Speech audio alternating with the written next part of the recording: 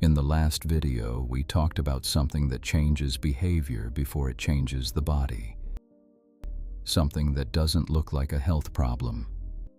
Something most people over 60 never name. Today, we're going to name it. Have you noticed something like this lately?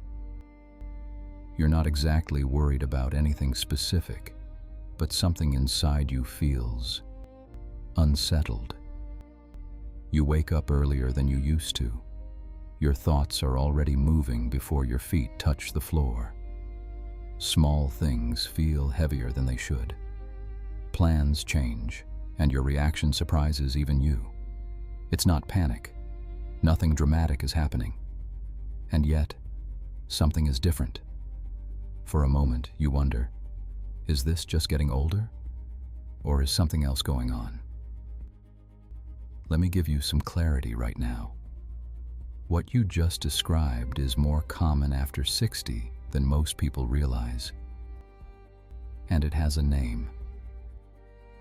But after 60, it rarely looks the way you'd expect. In this video, I want to show you what anxiety actually looks like at this stage of life, how it hides, how it affects your brain, and what you can do about it, starting today. Think of your mind as a house you've lived in for decades. For years, everything had its place. You knew where things were. You knew how the doors felt. You knew the rhythm of that house. Then, slowly, chairs move to different corners. Doors feel heavier than before. Windows don't open quite the same way. Nothing is broken. The house is still yours. But the atmosphere is no longer fully calm. A quiet internal tension begins to settle in. And most people don't call that anxiety. They call it getting older. But the two are not the same. After 60, anxiety rarely announces itself. It doesn't come in with panic attacks or obvious worry. It comes in quietly, through sleep disruption, through irritability that feels out of proportion, through avoidance that feels like preference, through fatigue that rest doesn't fix. Maybe you've said to yourself, I just prefer staying home now. I'm not a people person anymore. I need more time to prepare before I go out. I don't like surprises the way I used to.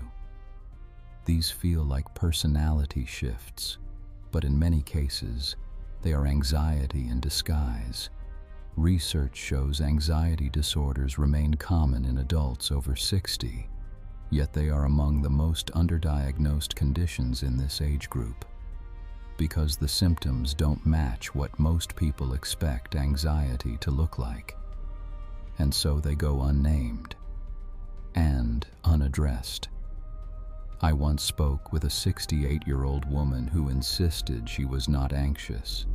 She described herself as practical, strong, independent, but she had stopped sleeping through the night.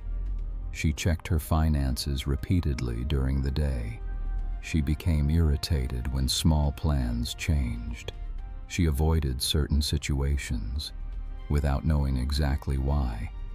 She believed she was simply becoming more cautious with age. In reality, her nervous system had been in low-grade stress mode for years. When she finally received proper support, her sleep improved, her patience returned, and she said something that stayed with me. I didn't realize how tense I had been until I felt calm again. The first step is simply naming what you're experiencing, not dismissing it as aging, not comparing it to someone else's more dramatic symptoms. Ask yourself, am I avoiding things I used to do? Am I more irritable than my situation warrants? Is my rest not restoring me? If yes, that awareness alone is a form of care. But here's what makes this even more important. Anxiety after 60 doesn't just affect how you feel. It affects how your brain works. And the connection is more direct than most people know. Chronic anxiety does more than affect mood. It changes the internal chemistry of the brain. When the nervous system stays on high alert for extended periods, the brain releases elevated levels of a stress hormone called cortisol.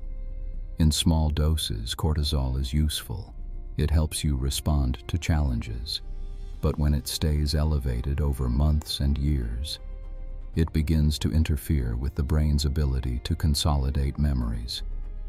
Attention becomes fragmented, mental clarity feels reduced, and confidence in your own memory starts to decline.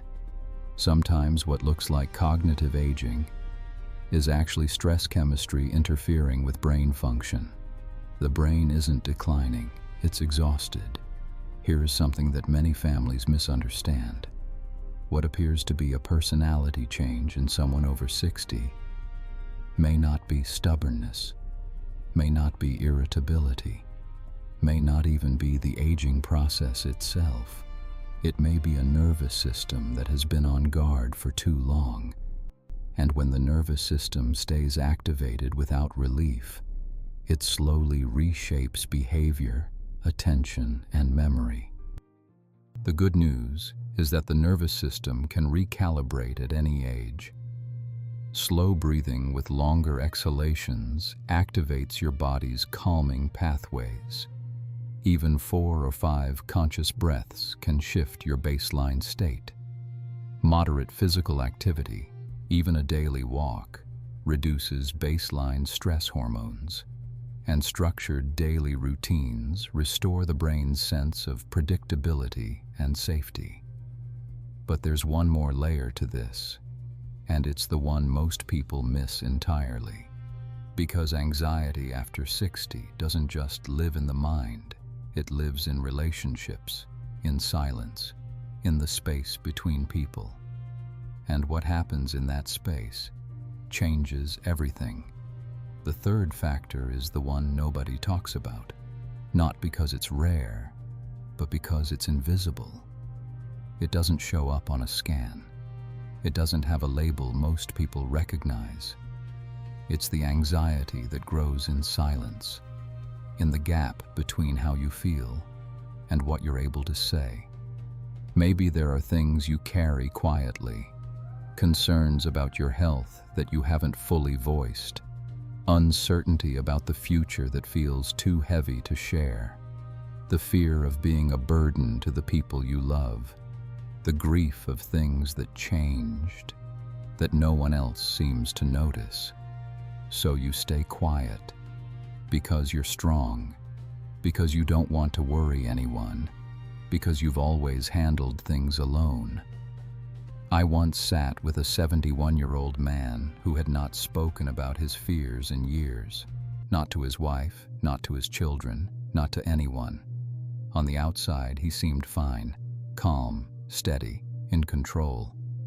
On the inside, he told me, there was a constant low hum, like a radio that never fully turns off. He had convinced himself it was normal, that this was simply what it felt like to be 71. But it wasn't aging. It was unspoken anxiety, carried in silence for so long it had become part of his identity. The nervous system doesn't distinguish between spoken and unspoken fears. It responds to both. And when fears stay unexpressed for years, the body stays in a state of quiet preparation. Not crisis, not collapse, just always slightly ready for something that never quite arrives. One of the most powerful things you can do is give your fears a voice. Not necessarily to a therapist, although that can be deeply effective, but to someone you trust, a friend, a family member, even a journal. Naming what you carry does something the body cannot do alone. It signals to the nervous system, I am safe, I am not alone. And that signal, simple as it is, can begin to quiet the hum, The house in your mind doesn't have to stay rearranged. The chairs can return to their places. The doors can feel lighter. The windows can open again. But it starts with one thing: recognizing that what you've been calling just getting older may have a different name and a different solution. Anxiety after 60 is not a character flaw. It is not weakness. It is not something to hide. It is a signal from a nervous system that needs care. And when that signal is heard, sleep improves, memory sharpens, and the person you've always been becomes more present again. But here's what I want to leave you with. Even after anxiety is addressed, there is still something that changes quietly in the memory after 60. Something that has nothing to do with anxiety. Something most people never see coming, because it looks completely normal, until it doesn't. In the next video, we'll look at memory changes after 60 that most people overlook, not because they're dramatic, but because they develop slowly beneath awareness. Recognizing them early can protect your clarity, your confidence, and your independence. If that matters to you, you'll want to watch that one.